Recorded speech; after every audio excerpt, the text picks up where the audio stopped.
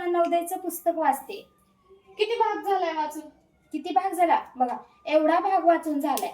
किती पानं राहिली आता? किती पानं राहिली तर 1 2 अहो 3. थांबा मॅम, हा असं कसं मोजताय तुम्ही? मग गणिती स्वरूपामध्ये समजावून सांगा ना. बर, आता हे उदाहरण मी तुम्हाला शाब्दिक उदाहरण देऊन समजून सांगणार आहे की पुस्तकाचा किती भाग वाचलेला आहे आणि किती भाग तुमच्यासमोर इथे शाब्दिक उदाहरण मी तयार केलेलं आहे.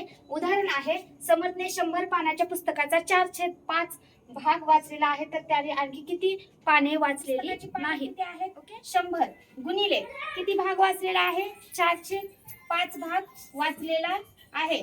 मग 5/5 5 दुनी 20, 20 झाले. आणि इथं किती पाने झाली, 80 पाने.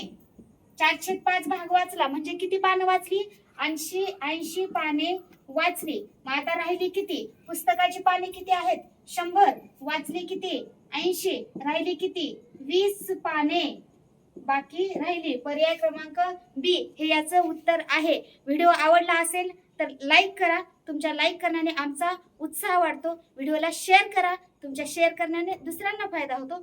आणि चॅनलला सबस्क्राईब करा, सबस्क्राईब करण्याने व्हिडिओ अपलोड झाला की त्याचं नोटिफिकेशन पण तुमच्यापर्यंत येतं. भेटूया अशाच एका नवीन कन्सेप्ट सोबत पुढच्या व्हिडिओमध्ये. धन्यवाद.